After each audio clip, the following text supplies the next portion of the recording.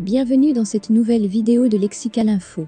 Promulgation de la charte révisée vers une levée de l'embargo contre le Mali. N'oubliez pas de vous abonner à Lexical Info juste en bas de cette vidéo. Le président de la transition malienne a promulgué vendredi 24 juin la nouvelle loi électorale, un document controversé mais crucial pour la suite de la transition et une éventuelle levée de l'embargo de la CEDEAO contre le pays. Les Maliens croisent les doigts. À une semaine de la tenue du sommet décisif des chefs d'État de la Communauté économique des États de l'Afrique de l'Ouest, CEDEAO, ils espèrent que les lourdes sanctions prononcées, le 9 janvier, contre leur pays seront cette fois levées ou fortement amoindries. L'organisation sous-régionale attendait depuis longtemps que les militaires au pouvoir présentent un calendrier de transition raisonnable en vue d'un rapide retour des civils au pouvoir.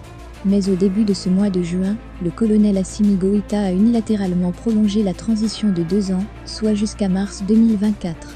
Si la CEDEAO a regretté cette mesure prise en pleine négociation, cela n'a pas empêché à Goïta de poursuivre sa logique. Ainsi, il vient d'entériner le texte adopté par le Conseil national de transition, CNT, l'organe législatif, il y a une semaine, sur l'organisation des prochaines élections. Elles sont censées permettre le retour des civils au pouvoir depuis le coup d'État d'août 2020 contre le régime d'Ibrahim Boubacar Keïta. C'est une condition longtemps posée par la CEDEAO pour lever les sanctions sur le pays. En promulguant la nouvelle loi électorale, le président de transition entérine donc les 92 amendements que le CNT avait imposés aux 219 articles du texte, aux grandes dames du gouvernement, auteur du projet. La nouvelle loi électorale compte toutefois des dispositions controversées comme celle concernant l'autorité indépendante de gestion des élections, dont 3 des 15 membres seront désormais nommés par Assimi Goïta lui-même. Assimi Goïta, candidat à la présidentielle? Il en est de même pour l'amendement attribuant au ministère de l'administration territoriale la préparation technique des scrutins. Selon la société civile aussi, cette nouvelle loi va permettre aux militaires membres des actuelles autorités de transition, notamment le colonel Assimi Goïta, de se présenter à la prochaine élection présidentielle. Ils pourront le faire à condition de démissionner 4 mois auparavant. En revanche, les autorités maliennes veulent montrer par cette loi électorale leur volonté de rendre le pouvoir aux civils à la fin de la transition et revenir à l'ordre constitutionnel.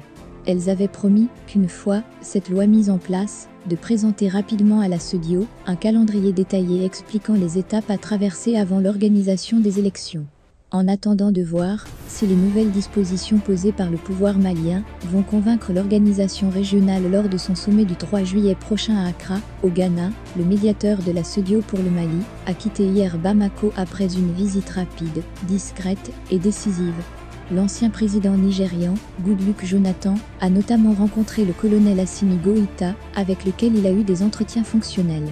L'équipe a noté les actions entreprises vers un calendrier de transition viable et la promesse des autorités maliennes de rester engagées dans les efforts de restauration de l'ordre constitutionnel dans le pays et la sous-région, a-t-il noté dans les réseaux sociaux.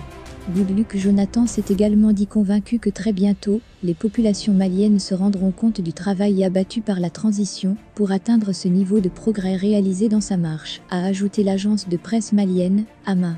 Éradiquer les coups d'État. De toute façon, sur le dossier malien, à cause de la survenue de beaucoup d'éléments nouveaux, les discussions risquent de tirer en longueur entre les dirigeants de la région, comme cela fut le cas lors du précédent sommet du 4 juin. Ils n'étaient pas tous favorables, certains chefs d'État de pays anglophones surtout, à une levée des sanctions compte tenu des avancées politiques lentes au plan national. Pour éviter une telle situation, et aller au consensus prôné dans les décisions de la CEDEAO, le président nigérien Mohamed Bazoum a rendu hier une visite officielle à son homologue ivoirien Alassane Ouattara, pour harmoniser leurs points de vue sur les dossiers délicats du Mali, du Burkina Faso et de la Guinée, 3 pays de la région dirigés par des juntes militaires.